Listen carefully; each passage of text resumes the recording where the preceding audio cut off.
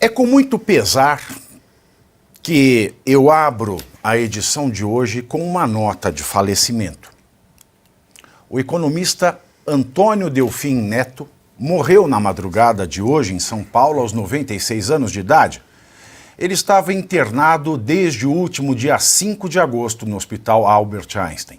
Em nota, a assessoria de Delfim informou que ele faleceu em decorrências de complicações no seu quadro de saúde, sem dar maiores detalhes sobre a causa. Delfim Neto é considerado, até hoje, o ministro da Fazenda mais poderoso da história republicana.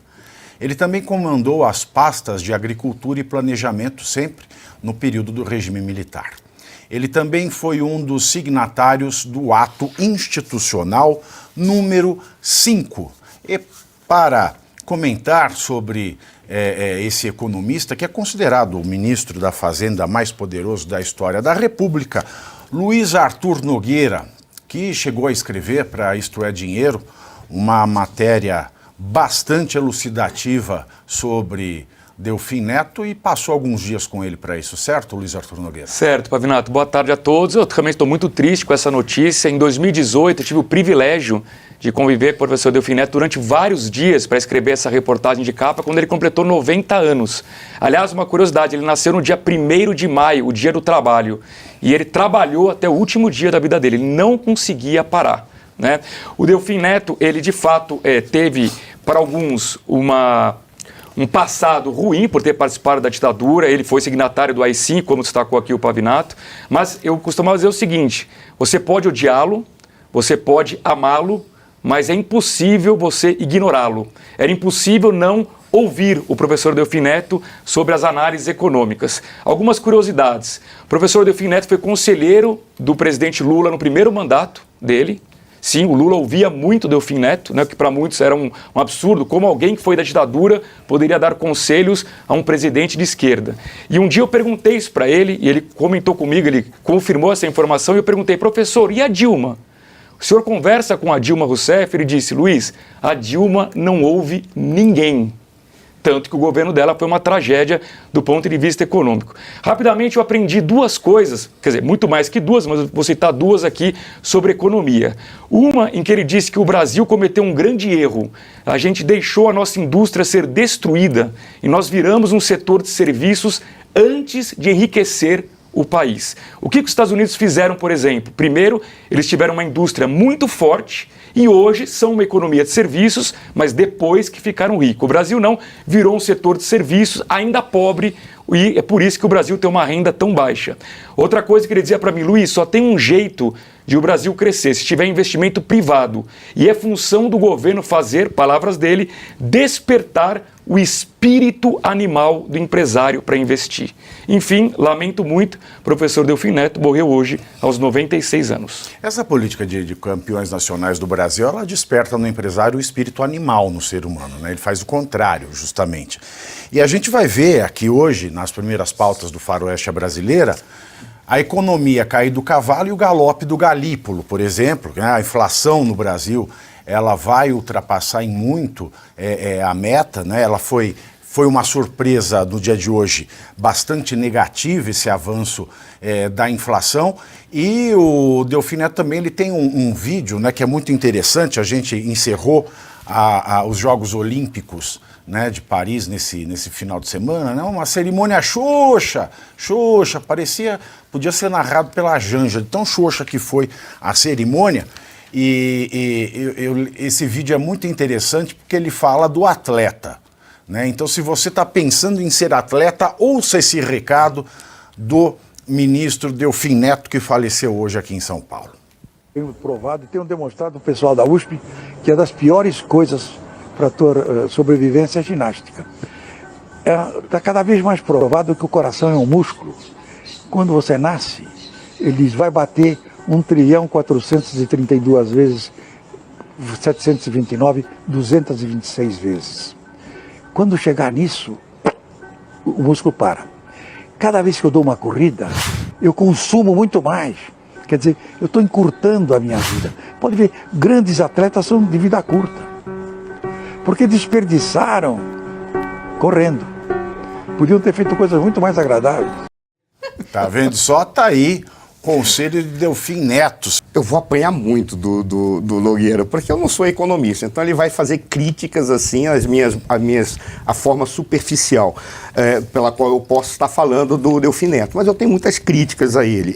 Primeiro, vou deixar muito claro, eu sou um ardoroso defensor do movimento cívico-militar de 64, porque eu vejo aquilo como um contragolpe e uma tentativa de impedir que o Brasil caísse numa ditadura, ali sim, uma ditadura do proletariado. Né?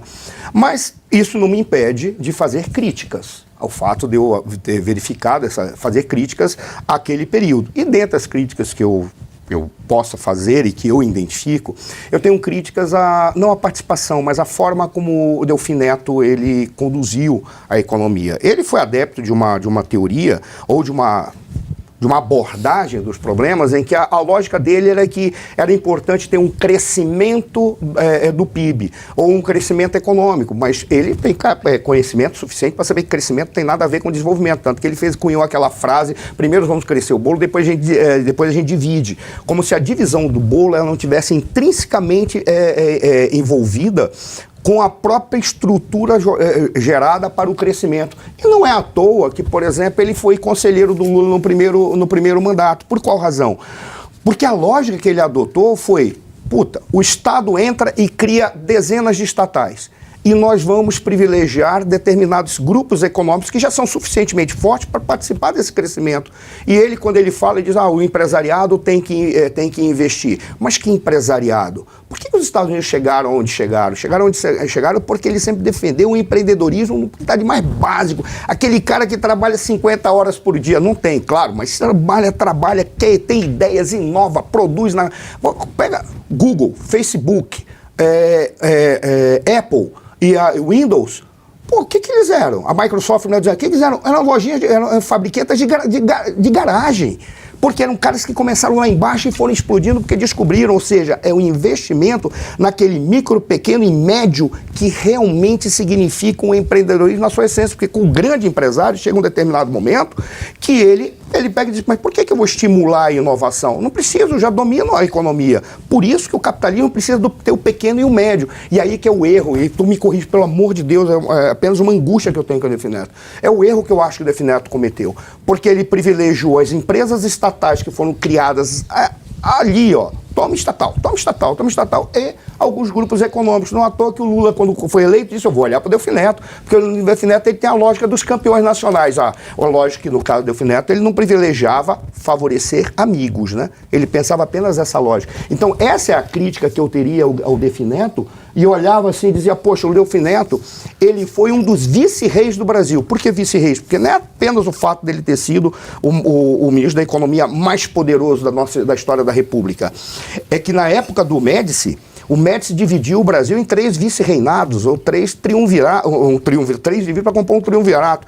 Era ele, que na economia, era o Orlando Geisel na defesa, ou no caso não era a defesa, no caso do Ministério da Guerra, e tinha, eu acho que era o Bulhões, eu não estou lembrado quem era que tratava de algum... Não, Bulhões era economia. Alguém que tratava da parte jurídica, da parte da justiça. Era o professor Alfredo Buzaide. É, o Alfredo Buzaide, perfeito. Era o Buzaide. Então eram os 3. E ele teve muito poder e ele produziu uma lógica que, inclusive, bateu na possibilidade daquele micro e pequeno e que a sociedade criasse um colchão entre o grande e aquele que não tem nada, porque é esse colchão que dá o suporte para a existência de uma democracia e um capitalismo saudável. Os Estados Unidos, antes de entrar dessa Wokelândia a entrar nos Estados Unidos, era assim que os Estados Unidos raciocinavam. Por isso que ele se tornou também. Uma dúvida e reflexão, eu concordo com as suas críticas ou angústias, como você colocou, mas será que o Delfim Neto, será que o Delfim Neto, ele não estava agindo de acordo com a estrutura daquela época?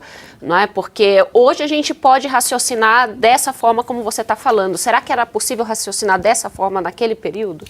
Foi exatamente o que ele me disse. Eu questionei isso e ele disse, precisamos analisar o contexto, né? Tanto que ele mudou de opinião sobre várias coisas. Inclusive, professor, só para esclarecer, Pavinato, essa questão do bolo, né? O que ele queria dizer com o bolo crescer para repartir? Porque ele dizia, Luiz, se o bolo não crescer, a gente vai repetir Cuba.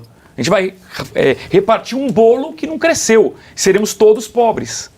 Então, primeiro tem que crescer. Agora, concordo que o crescimento, na verdade, por si só, ele não resolve nada. Se a gente não crescer o país desenvolvendo o país e reduzindo desigualdades, o crescimento por si só não gera nada. Porque o Geraldo Alckmin, né, que deveria pensar nisso, afinal de contas, além de vice-presidente planária, ele é o ministro desse troço, né? Ele não quer optar pelo desenvolvimento tecnológico. Ele já falou isso dos carros elétricos no Brasil. Ele prefere retomar a Eletrobras e fazer radinho de pilha.